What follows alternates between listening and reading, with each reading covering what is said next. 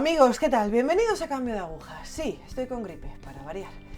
Pero hoy con nosotros, menos mal, tenemos una maquinista aquí haciéndome compañía. María Edgar, ¿qué tal? ¿Cómo estamos? Muy bien, muy contenta.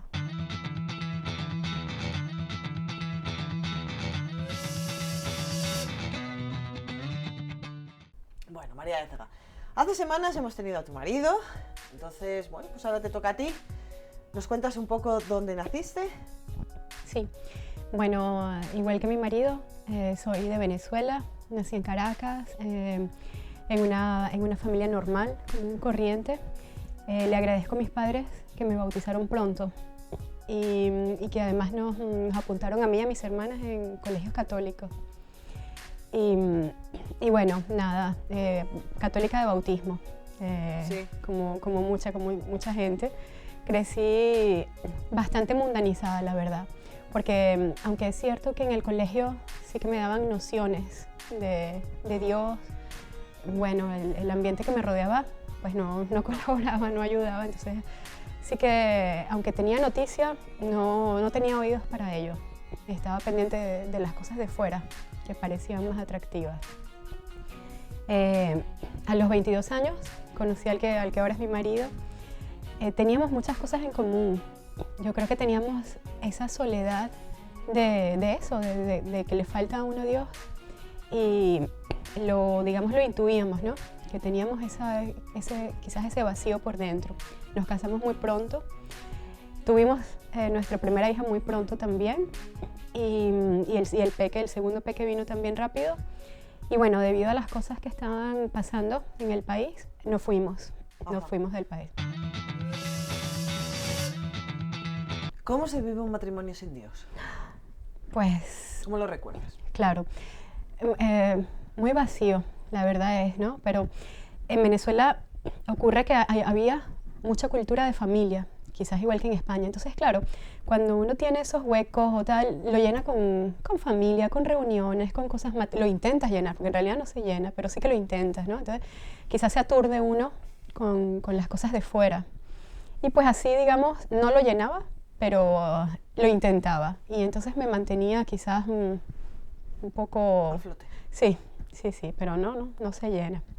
Total que bueno, emigramos y esas cosas con las que llenábamos un poco la vida desaparecieron, porque ya ni había familia, ni había dinero, ni había cosas materiales, porque claro, llegas a un país donde la moneda vale, un montón de veces más que la tuya, y nada, éramos pobres, no teníamos nada, no teníamos familia, no teníamos lengua, bueno.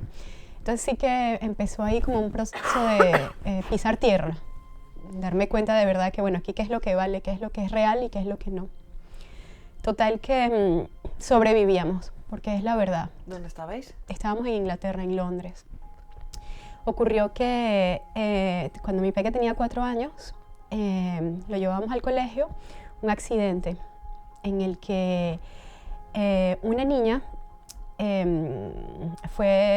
otra madre la atropella en el coche, pero fue un accidente terrible porque esta madre, la madre que atropella a la niña, cuando su hijo era pequeño y tenía exactamente la misma edad, había sido también atropellado por un coche y el niño se había quedado en silla de ruedas. Entonces, claro, esta madre tenía un coche muy grande, adaptado con plataformas especiales para ella. O sea, esta madre estaba consagrada al cuidado de su hijo. En aquel momento su hijo tenía 10 años, pero ella no se ocupaba sino de estar pendiente, por ejemplo, de las clases de educación física, Sí. Lo ejercitaban, digamos, de la cintura para arriba, entonces ella estaba ahí para ayudarlo, para cambiarlo. Esta era una madre absolutamente consagrada al cuidado de su hijo. Entonces, claro, lo va a recoger al colegio, iba con los minutos, digamos, un poco contados, tenía un coche muy grande, va un poquito apurada, y esta niña pequeña intenta cruzar la calle, ella no la ve, porque es que fue un accidente desde todo punto de vista, ¿no? Ella no la ve y la niña también se suelta del brazo de la madre, intenta cruzar y la atropella. La niña muere. Y aquello fue una conmoción porque, o sea, cuando quizás un asesino mata a otro porque estaba en drogas o porque estaba en alcohol o por imprudencia, digamos, Sí. al manejar una imprudencia obvia, bueno, ya tú sabes, hay un culpable y este ha sido negligente, tal, entonces uno tiene como en quién volcar ese disgusto o esa... Pero es que esto fue un accidente en el que no había a quien... Culpable. Nada. Yeah. Y entonces, claro, nosotros veíamos, yo veía el sufrimiento de las dos, todo el colegio veía el sufrimiento de las dos familias. Era una cosa incomprensible. ¿Cómo podía haber pasado algo así? Una niña tan pequeña, unos padres destrozados de un lado y del otro. Porque esta señora que lidia, que vive con la desgracia de su propia familia, encima también ahora le ha causado, en cierta manera, una desgracia similar a otra. Bueno, aquello fue terrible. Entonces, claro, yo aquello no lo entendía. Sufría viendo tanta desgracia, tanto dolor, tanto sufrimiento. Me acuerdo tan claramente el padre de esa niña, de la niña muerta.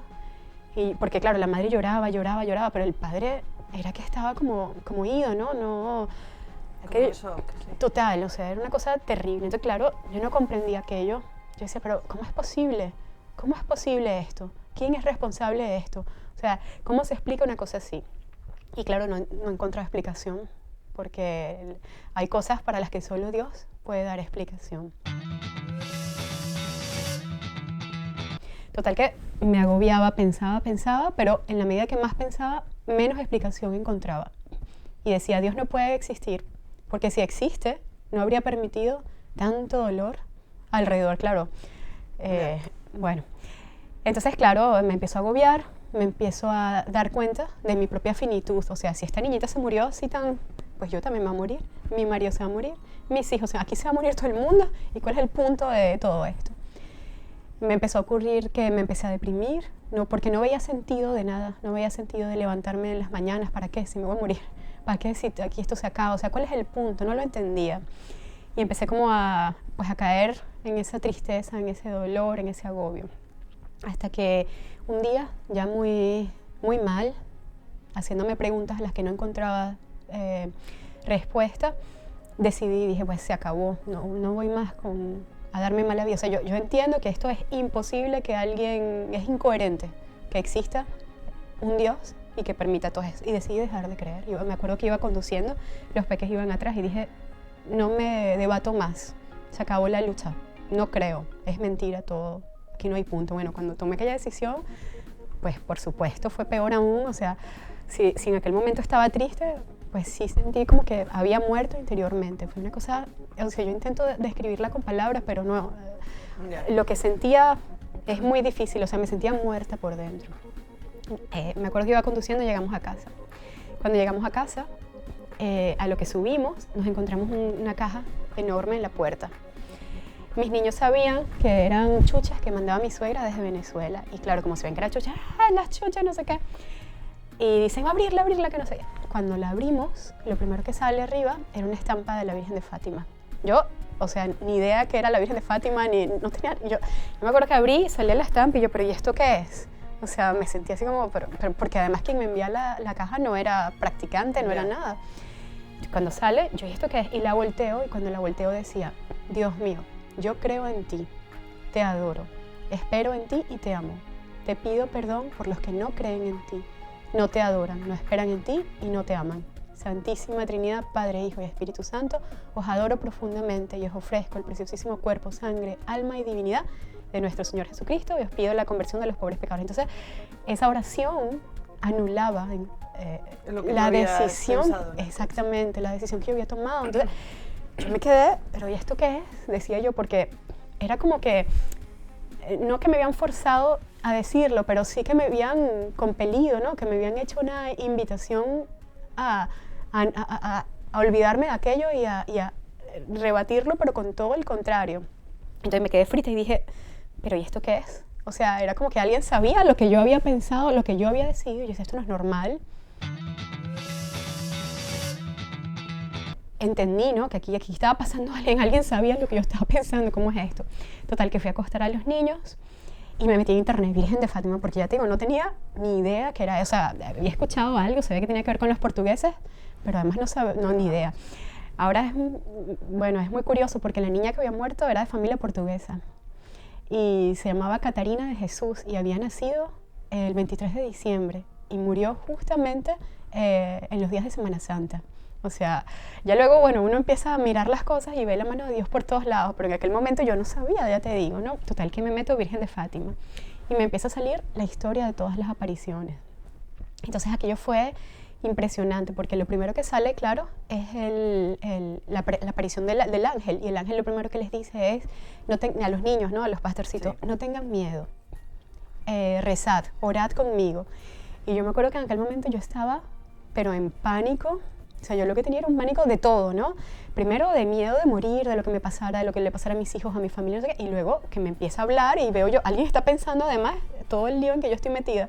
Y entonces me dice primero, no tengan miedo, rezad conmigo. Y bueno, así fui leyendo toda la historia de las apariciones. Entonces es muy curioso porque ahora yo entiendo que en cierta forma, que no puedo explicar, en cierta forma sobrenatural, también yo viví esas apariciones desde mi casa, ¿no? Desde mi asiento, enfrente de la computadora, del ordenador.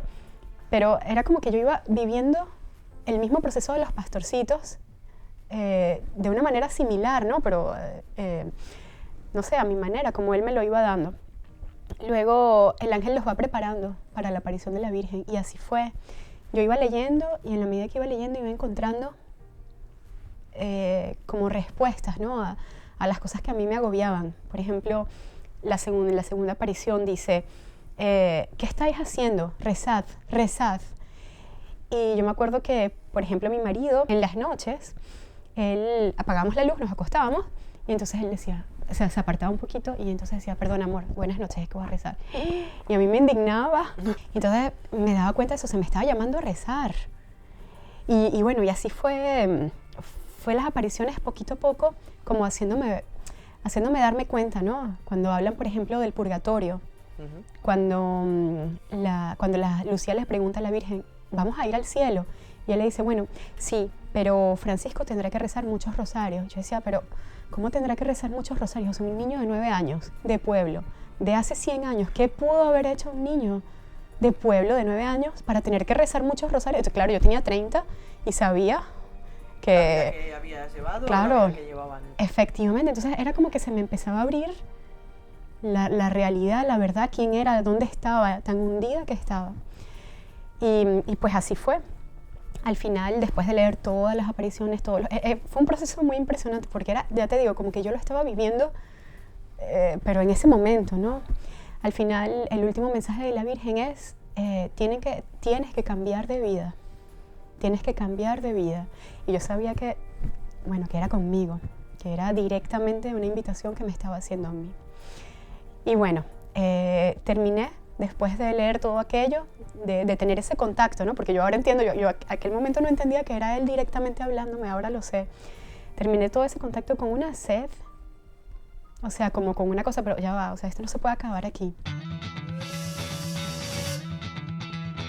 Entonces, claro, decía, no, yo es que tengo que saber, porque claro, descubrí lo que era el purgatorio, vi que existía el infierno, que yo ni idea, a mí en cierta forma me enseñaron que no, que eso eran cuentos de niño pequeño para asustarte, para qué tal. Y bueno, pues si esto existe, ¿cómo es esto? Yo quiero saber más. Entonces me apunté a un curso de teología online, sí. Y bueno, pues fue muy bueno porque fue como recibir toda la catequesis desde el principio, ¿no? Desde la doctrina de la iglesia, los sacramentos, la moral. Y claro, me di cuenta, ahí ya con full conciencia de dónde estaba metida. Me asusté mucho, porque dije, no, ya, yo es que estoy frita, no hay nada que hacer. Y conocí el mensaje de la Divina Misericordia, el mensaje que Jesús le da a Santa Faustina Kowalska. Y ahí me di cuenta, no, sí, es posible si nos arrepentimos, si llevamos una vida distinta. Y pues ahí yo creo que realmente empezó el cambio de agujas. ¿Y cómo se manifiesta? ¿Cómo lo notan los que están a tu alrededor? Bueno, de muchísimas maneras. Al principio mi marido no entendía porque, claro, fue una conversión como un poco del día para el otro, un poco violenta, ¿no? Entonces, claro, yo recuerdo que yo le decía, porque claro, el mensaje de Fátima es rezar el rosario. El rosario era como la solución a todas las cosas, la respuesta para todo. Entonces, claro, yo lo que quería era rezar el rosario, porque en aquel agobio que yo tenía, quería, ¿no? Y yo le decía, a rezar, y él decía, pero tranquilízate, ¿cuál es el...? Entonces, claro, al principio cuesta entender, ¿no? Por ejemplo, empezamos a ir jamás había ido a una misa un Viernes Santo, a una pasión, a la lectura de la pasión un Viernes Santo, ni a una vigilia el sábado para el domingo, empezamos a ir a todas las cosas. Aquello era, los niños decían, pero ¿por qué vamos tanto a misa? ¿Qué está pasando aquí? Luego nuestra familia, cuando nos venía a visitar también, pero ¿por qué tanto a misa? ¿Pero por qué tanto a misa? ¿Pero cuál es el, sabes? Sigue ocurriendo, eso fue hace 10 años, ¿no? Y aún hoy, pues nada, somos los raros, porque cambia la vida, Cristina, en todo sentido. Por ejemplo, yo recuerdo que para nosotros los domingos eran los días de descanso, o sea, no nos quitamos la pijama, todo el día viendo pelis, televisión, pedíamos pizza, o sea, una cosa así como que no había que mover un dedo. Los domingos eran los días de, o sea, yo aquí no me muevo. Y pues cambia. Los domingos ahora son al contrario, de más ilusión. Nos ponemos los mejores trajes para ir a ver al Señor en la misa, cocinamos lo mejor que podamos, nos reunimos todos como familia, intentamos cocinar cosas lindas, especiales, ricas, por ejemplo, nosotros, mira, llegábamos hasta el extremo de comer en platos plásticos los domingos para no tener que lavar. O sea, imagínate la flojera que teníamos, o sea, una pereza increíble. Pues no, ahora es pues la mesa, todo súper bonito, porque es el día más lindo de la semana, es el día del Señor. Entonces, claro, eso a los que estaban acostumbrados a vernos en ese plan, digamos, choca mucho. Es como, pero bueno, y estos raros, ahora somos los raros, sí, eso está clarísimo. Pues ahora nos hemos venido de España. Estamos en España y venimos con mucha ilusión, porque sabemos que España es una tierra muy querida por el Señor y por la Virgen. Y pues ha sido tierra de tantos santos y de tantas santas, de tantos hombres y mujeres que se han decidido con ese vigor, con esa ilusión a decirle que sí, pues venimos quizás un poco tras esas huellas, tras esa inspiración, tras ese camino que marcan esos santos que pues tanto nos legan. Luego entendemos también, siendo venezolanos y deseando volver a nuestra patria lo más pronto posible, que mucho hemos de aprender de lo que es nuestra madre patria, ¿no? Del legado que nos han dejado. Nosotros en Venezuela, tristemente, en cierta forma, la herencia que nos dejan es los colonizadores, los que han querido imponerte esto, y hemos descubierto que no es así, que al contrario, que nos han legado pues el tesoro más grande que nadie puede legar a otro, que es la fe. Y ha sido precisamente un regalo de España, ¿no? Entonces hemos venido un poco a conocer eso, ¿no? A saber nuestras raíces, de dónde somos, y con muchas ganas de volver pronto a casa a llevar estas cosas que hemos aprendido de vuelta. ¿Te sientes rara en España? ¿Te sigues sintiendo rara por tu fe? Hay momentos que sí, es la verdad. Hay momentos que sí. Es verdad que pensamos que España estaría diferente. Nos hemos encontrado una España distinta a la que habíamos idealizado. La verdad es que habíamos, desde los libros, ¿no? Visto y leído tantas cosas. Entonces, claro, la realidad es la realidad. La realidad es la que toca, no la que uno quiere. Entonces sí que ha sido un poco shock, pero no, estamos contentos porque también sigue habiendo, y lo seguimos viendo, igual santos tan buenos y tan fieles como los que ha habido en otras épocas. Están allí, somos testigos, convivimos con ellos y eso nos basta. Entonces lo que pasa alrededor no desanima. ¿Cuántos años tienen tus hijos? Pues la grande ahora mismo va a cumplir 17 y el peque 14. ¿Cómo viven unos adolescentes en una época tan difícil para ellos la fe?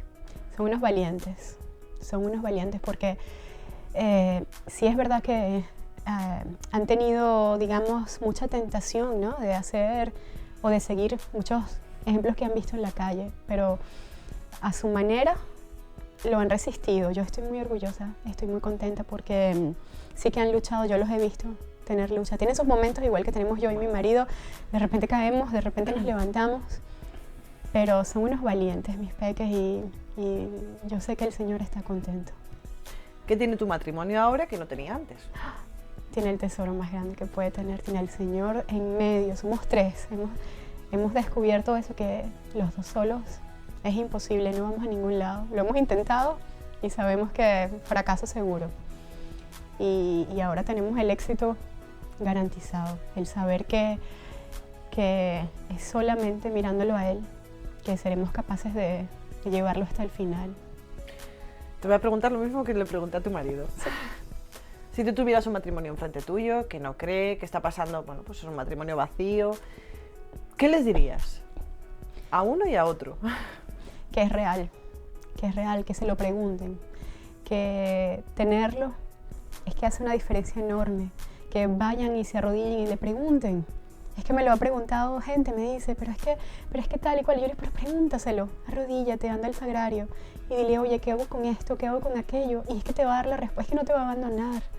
Es que tan pronto uno acude a él, es que te toma de la mano y no te suelta. Y no te suelta. Nosotros nos casamos sin saber a ciencia cierta lo que hacíamos, al menos yo. O sea, yo es que ahora me doy cuenta, yo no tenía ni idea. Yo simplemente quería ser feliz, me casé con una idea muy vaga de lo que era el matrimonio. Y yo ahora entiendo lo mucho que me faltaba por conocer. La primera vez que renovamos nuestros votos según la fórmula de Juan Pablo II fue cuando yo sentí que verdaderamente era consciente, pero ya un montón de años después, ¿no?, del sí que estaba dando a mi marido y a Dios sobre todo. Y sí que hace la diferencia. El Señor tiene que estar porque si no, no va a funcionar. ¿Eres feliz? Muy feliz, bendito sea el Señor. ¿Cómo has conocido al Hogar de la Madre? El Hogar de la Madre fue un regalo, porque es cierto que nos sentíamos un poquito, nos estábamos enfriando un poquito, precisamente por el ambiente en el que estábamos, ¿no? Y el Hogar de la Madre fue a través de la hermana Claire Crockett que lo conocimos y vino a hacer así como una inyección de energía, ¿no? De, bueno, no señor, pónganse las pilas que necesitan salir adelante, sobre todo por lo que hablábamos antes de los niños, ¿no?, de los adolescentes, que necesitan quizás ese ambiente donde vivir la fe realmente, ¿no? O sea, sin medias tintas, sin concesiones, sino como la hermana Claire, todo o nada. O sea, yo estoy, pero a tope. No que en unas cosillas sí, en unas cosillas no, un poquito más ligero, un poquito no. O sea, un compromiso total. Y es en el Hogar de la Madre donde hemos visto que se puede vivir la fe. O sea, donde auténticamente estamos, digamos, rodeados de gente que está en la lucha por vivir de esa manera. María Edgar, me he quedado sin tiempo. Me he quedado sin voz. Gracias por estar aquí. Gracias, Cristina, por recibirme. Y a seguir en el camino. Claro que sí.